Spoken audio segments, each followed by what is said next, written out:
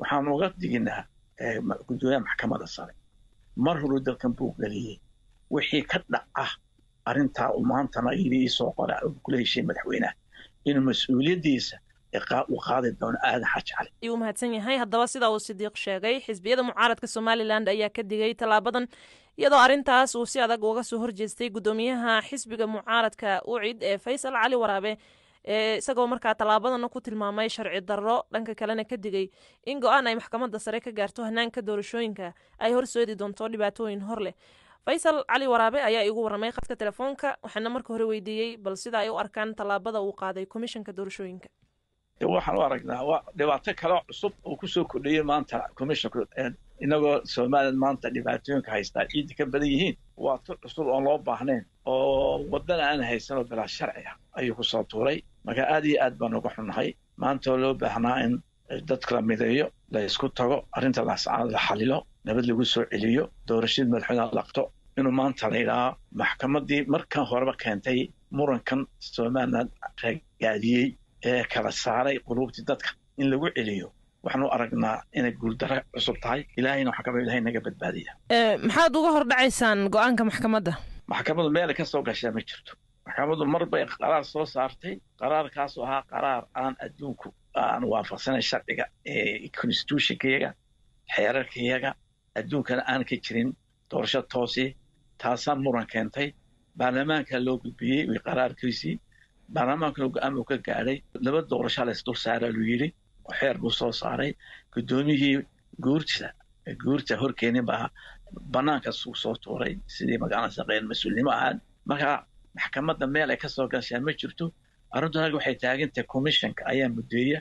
commissionku wuxuu mudeeyay bishii August oo yidhi waxaan ku qabanaa doorashada madaxweynaha 9 bilood oo ilaa bisha June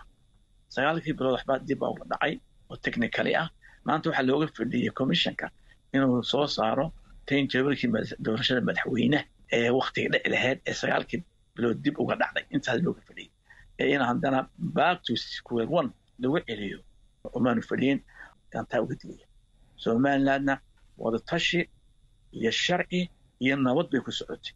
haddii uu ka baxay wada sharci waa jabiyey musabixi wada tashi waa jabiyey nabadii waa jabiyey oo dagaal ka socda maanta ee dhalinyartii reer Somaliland ee amba ahaadeen reer Laascaanood amba ahaadeen Somaliland dadkeeda kale maalin kasta intaas qof ku dhimanayso intaas dhaawac ay ku dhimanayso mar haddii la yiri maxkamaddu go'aan ha gaarto oo ha soo kala qeexdo arintan doorashooyinka walaacina ugu weyn muxuu noqonayaa xaq baa uma leh baan ku leeyahay maxkamaddu waxaanay shaqaan lahayn gasho ma maxkamaddu wixii shuruucdeeda wixii qaban karto waa sharci baa sheegay waa hadda la isku qabsado kelmad dastuurka ah la isku qabsaday yaa magaalada saaray laakiin mar haddii wax la isku qabsado soo maxkamaddu ma aha inay go'aan gaarto ما waxaan dastuuri ma la isku qabsan arinta waxay taaganta commission tahay yaa isku haysa waa commissionka ay taaganta muddo sameeyay muddadii way dhamaatay hal ku dhig ma inuu shaar u tolo shaar inuu u tolo ma nibu shaar u tolaya uma na toli kara shaar waa Somaliland buu burburinaya shaar uma toli kara musabixi aad xaajad ay tali runtan ku sheegaya uma toli karo sharci baa jira sharciga ilaaliyo sharciga ilaaliyo commissionka shaqadiisa ma geli karo mar buu galay sumid aan xaq u lahayn oo dalka fawdo geliya dalka iyo muran buu geliyay marka waxaan leenahay arintaasi arin ma arintaas ka soo celiyo arintaasi ma aan saf khusaysan ma dalka ka daaya in nafta yar ku jirta maanta naf yar baa ku jirta nafta ka qaadan aad xaaj arwadane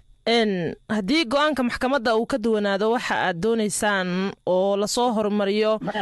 in la qabto doorashada ururada maba gaariso wax uu soo hormarin kara ma jiro hadduu wax kale qorshiin muxuu noqonayaa marka dawlad kala tashanaya anagu talaad gaarina haddii isaga ay tala gaara galeen oo u gaara iyaga kooxaan u gaara anagu labada xusbi tala gaarin geli doona haddii mar sharci la ilaalin waayay sharci lagu wada socday oo conclusion la ilaalin waayay wala kala tashanaya aniga nasiibki sida ay leeyahay tashanna reelaas anagu waan tashan doonaa insha Allah kaasi waxa uu ahaa gudoomiyaha xisbiga mucaaradka Somaliland ee UCID Engineer Faysal Cali Waraabe